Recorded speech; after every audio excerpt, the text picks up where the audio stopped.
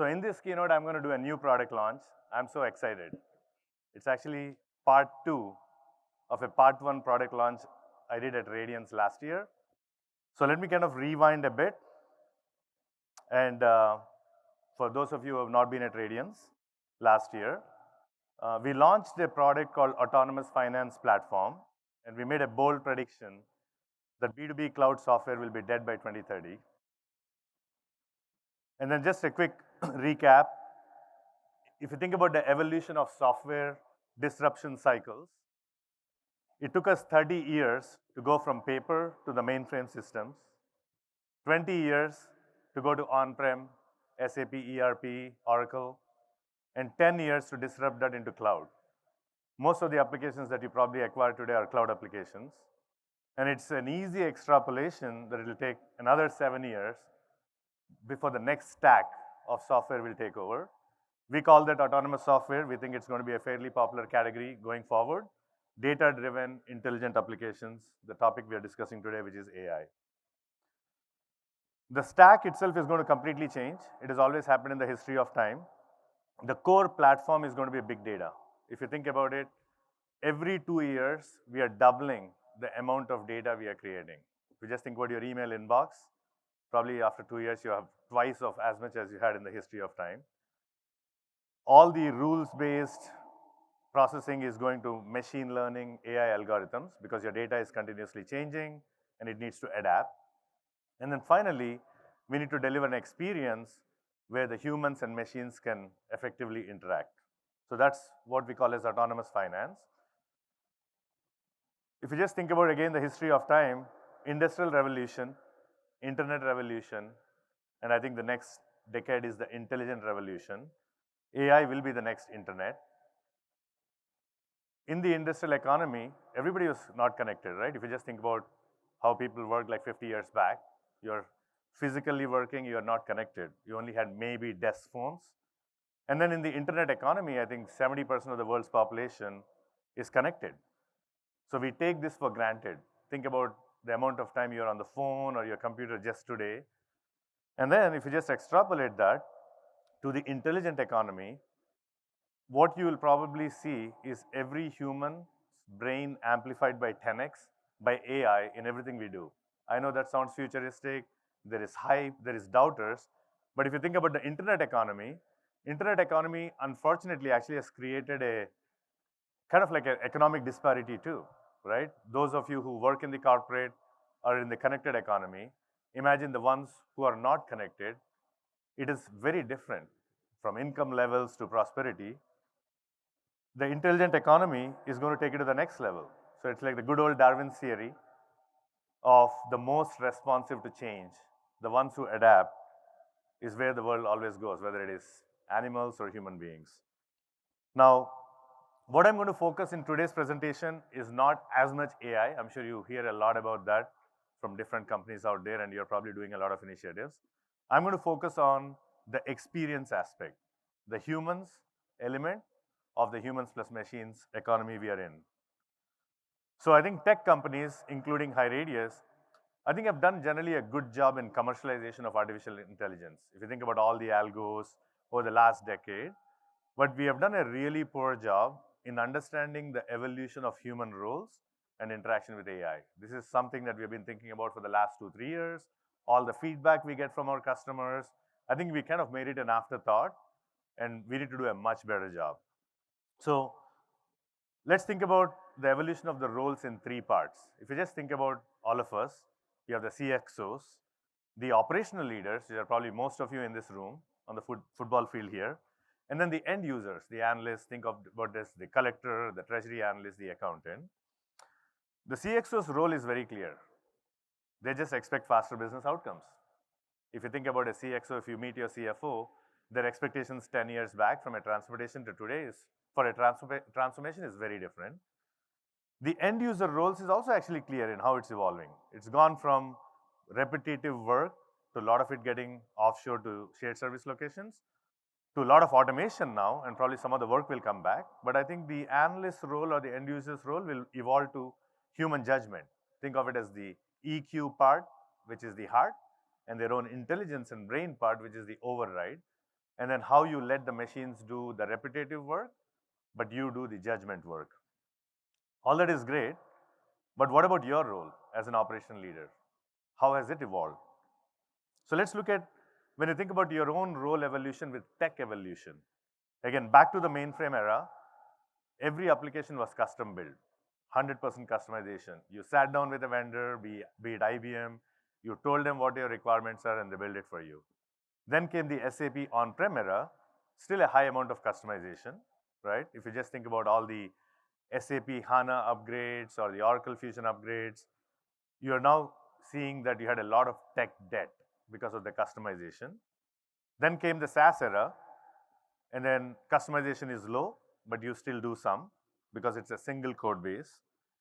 In the autonomous era, which is the AI era, there will not be any customization, simply because there is big volume of data we operate on, and there is a lot of advanced algorithms. Even if you think about the ChatGPT example, it's not trivial to customize it for your business or your department or group, right? So what does that mean then? Then what should be the evolution of role of the operation leaders, all of you here? So if I had to summarize the problem statement, how do we enable you to use out-of-the-box AI as is, because customization is not simple, but also give you the freedom to extend these enterprise applications? So that brings me to how I started. We're going to launch now a new product called LiveCube. It's a no-code platform to give freedom for business people to extend enterprise applications by themselves without depending on IT or vendors. Because every time you want to get something done, you're stuck in a queue. So how did this happen? In May 2020, this is like, if you remember, like March 2020 was COVID, there was lockdown, we all went down, we were settling in. Around May, something unique happened. A lot of our customers contacted us, and they wanted to make some rapid changes to the HighRadius software. I'm going to give one example of collections. So this is the AI work list that HighRadius out-of-the-box collections engine delivers. But then if you think about May 2020, this collections work list was based on past to present payment behavior patterns. But in May 2020, all bets were off. There was a restaurant business that was paying you really well historically, and you're not in a rush to call them or contact them. But then in May, you did not know if they will go out of business. So you wanted to review every customer. And at that time, it was unfortunate, we had only two options. Rapid consulting project, can we get your business, IT, and HighRadius together and redo the prioritization work list? Or the good old method of do everything in Excel, the brute force way. So this serendipitous discovery led us to 2.5 years of work and launching the no-code platform now. I'm going to take you through one use case for collections within order to cash and how you can build this extension yourself. But let me give you a little bit of background before we get into a live demo.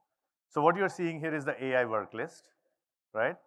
So now, let's say AI work list operates on hundreds of variables, does the whole correlation analysis. You want to just simplify, and you say, okay, let's say it was May 2020. I just want to look at 3 variables: past due AR, give it 50% weightage, credit utilization, and upcoming due in 15 days. Because at that time, not only you had past due, you also had to look at what's coming due. Because if somebody is going to be a high-risk customer, you need to follow up right now.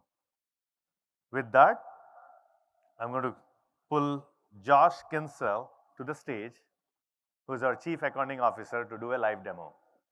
We have a history at HighRadius to get the newest employee to do a live demo on stage, to put them on hotspot right here. So Josh, you've been here for what, 2 weeks, 3 weeks? Workday 12. All right. Since you're finance and you're a business user, all yours. All right, perfect. So just everyone, can you guys see my screen right now? It's showing? Perfect. Awesome. So I'm going to start in our collections tool. This is our collections tool, and what you can see here is this is the work list that people would use when they come in from a prioritization perspective. This is all driven off of AI, right? So based on historical payment history of those customers, this is prioritizing those customers that are critical, high risk, and ultimately prioritizing your collectors. But what Sashi just described was, hey, well, we might want to run some separate work stream in which case you can use the LiveCube work list. And if I click that right now, what you'll see is that there's absolutely nothing in this LiveCube work list, but we're going to change that. So we're going to hit this LiveCube button up here, and it's going to bring up a spreadsheet looking form that we've already populated with some of the data that's coming out of your ERP systems and into the collections tool. So we've got some closed AR invoices, we've got our open AR invoices, we've got our customer master data, and we've got what Sasha just described, which is this model that we're going to use to determine what are the most interesting customers to focus on. So if I go back to the Open AR tab, one of the things that we just said that we needed is upcoming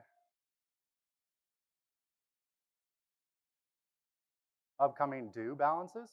And we're going to do that in a formula-driven way. So we're going to ultimately figure out, okay, well, we want to make sure that we capture anything that's within 15 days of past due, right? So we're going to do an if-then statement.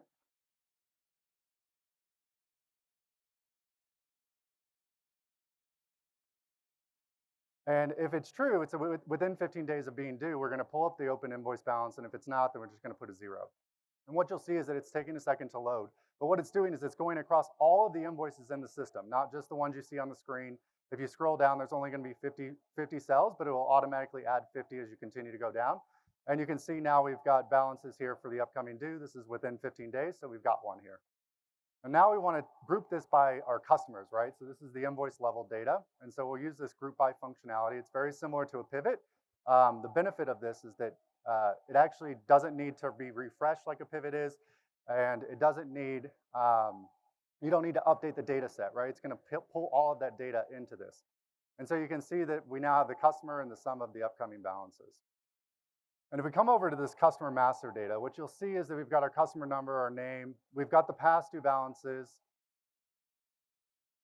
and we've got our credit utilization, but we don't have this upcoming due that we just described, so the 15-day thing. So what we're going to do is we're going to use a VLOOKUP, and I'm going to do that right this time. We're going to do a VLOOKUP on the customer number, and we're just going to VLOOKUP on the table that we just built. And you don't have to go and highlight every single cell because this could be millions of lines long, right? Just depending on how many customers you have. You just need to highlight a few cells and then pick that column that you want, which is number 2 there, so the sum, and then go false.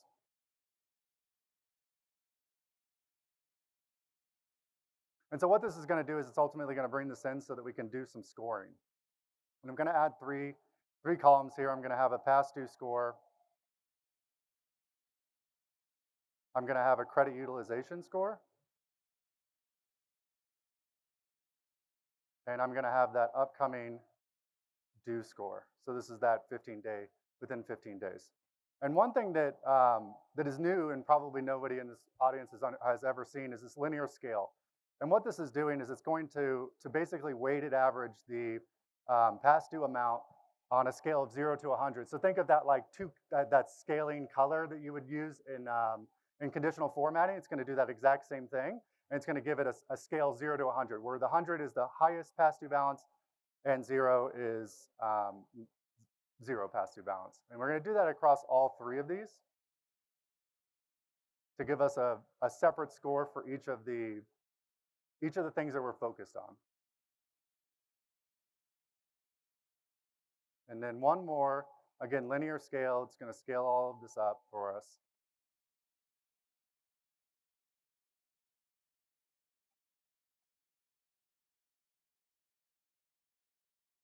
And then I'm just going to go here real quick and just make sure that we freeze panes just so that everyone can see it once I go over to the right here.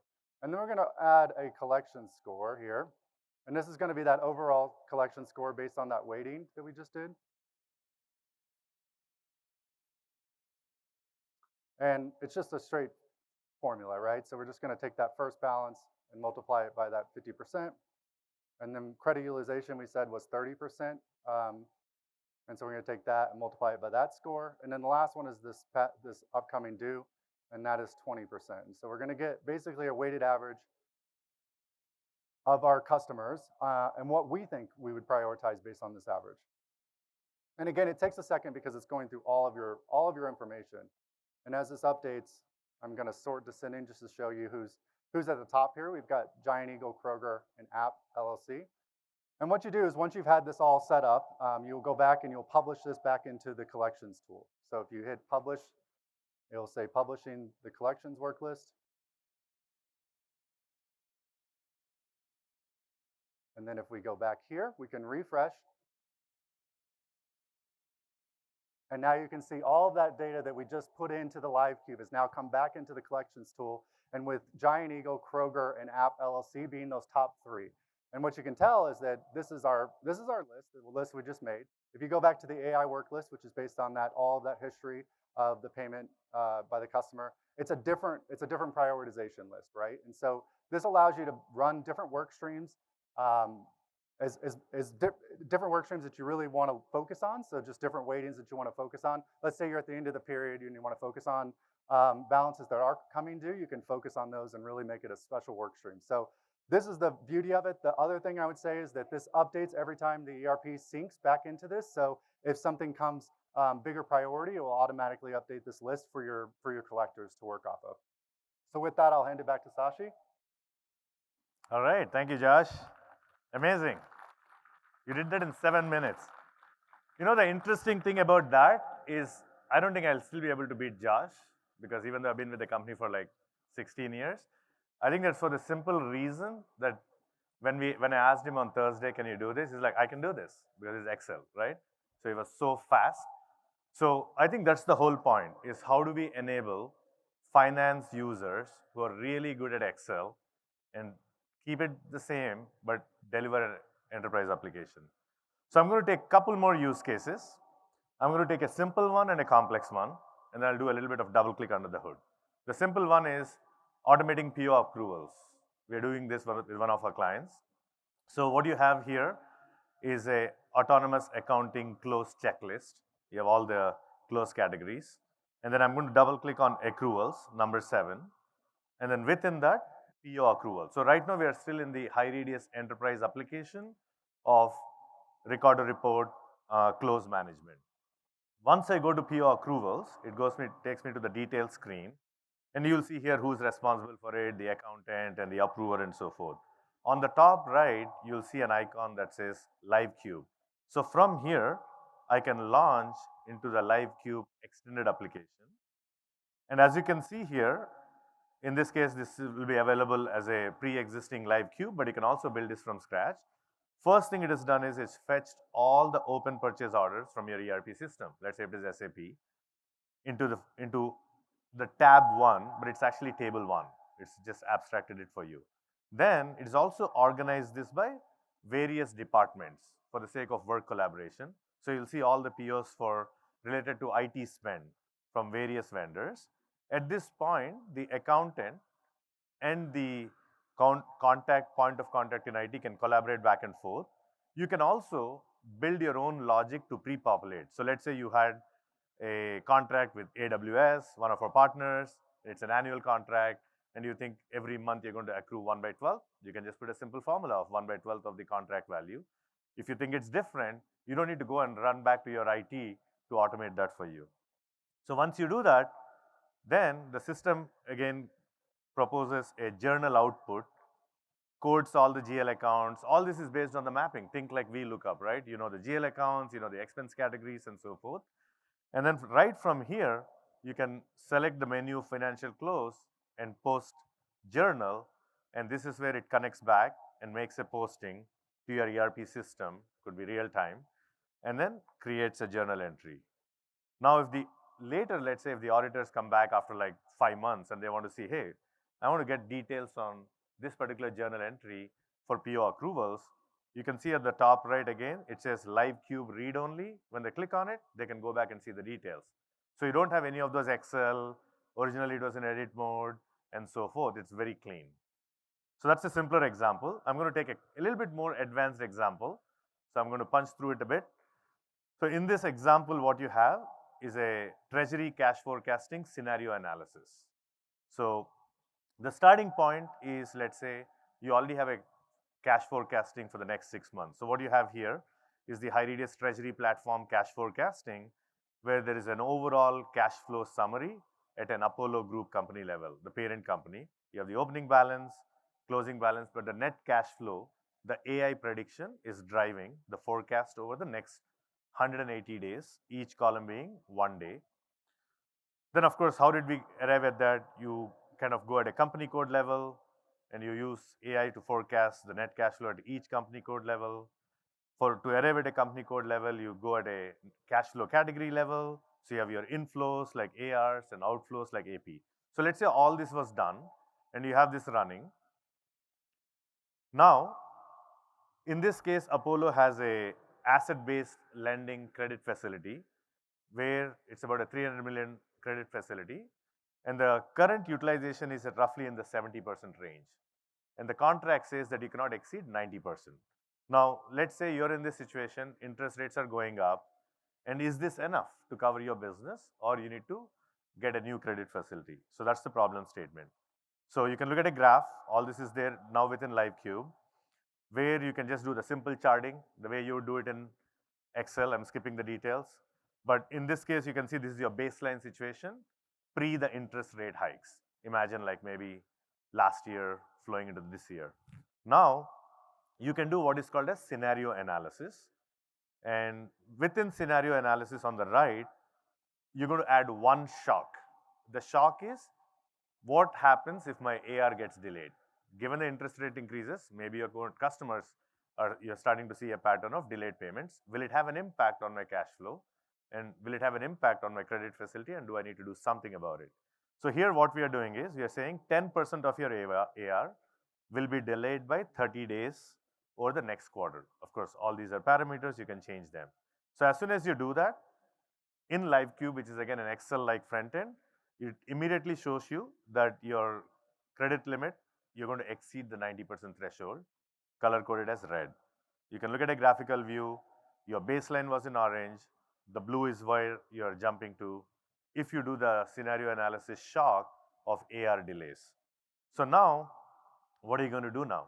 So you can add another shock right here, which is an AP delay. You could make a policy decision, or you can have a discussion if you're a treasurer with your AP head that, okay, I know that we are getting paid late. Maybe we should pay our vendors late. It's just a what if again. The same scenario. And then as soon as you do that, it drops the utilization in the future to mid 70s. So your baseline low 70s, mid 70s, and so forth. And then you can also get a graphical view of that. So you're pretty close back to where you are. And this is a summary of all three scenarios. Okay? So with that, I know this is a bit more advanced. The PO accrual was simpler. And then you saw what Josh did on the live demo. So let me kind of double click and explain what is happening under the hood. So I'm going to start with Excel. This whole no-code platform was designed for finance business users who don't need to know software. So if you think about what you do in Excel, you spend a lot of time in Excel. You start with importing data. You run a report in SAP, get a CSV file, import in Excel. You play with tabs, columns, and rows. Then you use formulas and functions, and then you do pivots and charts. So Excel-like front end is your muscle memory. You've been doing this for like 20 plus years, most of you, right? So how do we simulate that but deliver an enterprise application? That is the core philosophy of LiveCube product. So for import data, what we have is we have what is called as data catalog. So instead of doing all that manually from SAP, one time we have about 20 out-of-the-box systems that we have integrated. You can say, okay, I want open AR from Oracle or SAP. Once you connect that, you don't need to do this every day. And it also automatically refreshes. So because in Excel, the data goes stale, right? Even though you run a report, after 1 week, it is stale. So it's real time. The second, so that's the data catalog, equivalent, but your front end is very similar.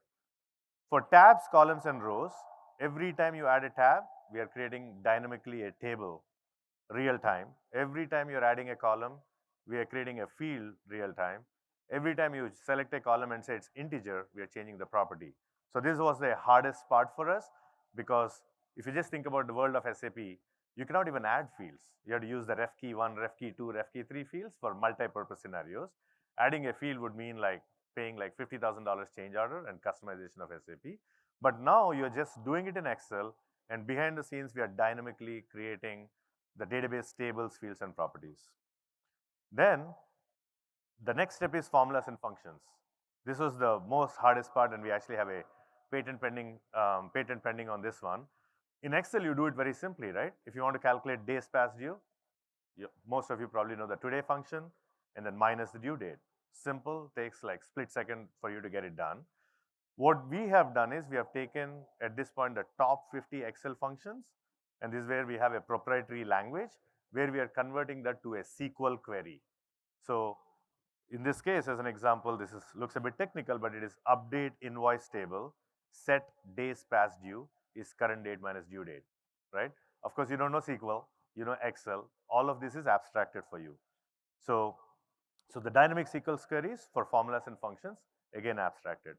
And finally, when you do pivots and charts, what we are doing is we are dynamically creating kind of like a mini data warehouse, because remember, this LiveCube could be one user world, a team world. We are dynamically creating facts, dimensions, and measures behind the scenes, because remember, in Excel, you have only, I think about Excel as it can support roughly 30,000 rows, 10 columns, 300,000 cells, because it's all loading in memory on your PC. And the PC allocates about 4 GB of RAM, so it can only process. That's why Excel doesn't scale when the volume of data is high. But in this case, you could have millions of records. We are creating a dynamic data warehouse. So if you want to do the slicing and dicing, create pivots and charts, your experience is just like Excel, but you're operating on much bigger data set. So if I had to summarize, that's kind of like a good way to think about all the capabilities. Think what you do in Excel, and the LiveCube app is abstracting all the technical stuff behind the scenes for you. Now I'm going to switch gear and say, what does this mean? So some macro stats. There are 8 billion people in the world, 3.3 billion people who work in a job. 1.1 billion people know how to use Excel. In fact, I was just Googling yesterday, that might be like 1.5 or 2, because Google Sheets, which is an Excel equivalent, has also got mass adoption. But there are only 27 million software developers. So every time you're thinking about asking for something IT, the entire world is limited by the capacity of software developers. Kind of doesn't make sense. Probably like we have 1% software developers in this room. So the takeaway is, if you can build a LiveCube app, you're doing 3 things. You're being a database engineer when you're adding those columns, rows, properties. Designing your own app like what Josh did, the scoring. You're kind of being the product manager. And then every time you did the formula function, you're kind of doing behind the scenes what a software developer does. So once you build your first LiveCube app, you should be very valuable for your company. You should negotiate a salary increase. All right, thank you.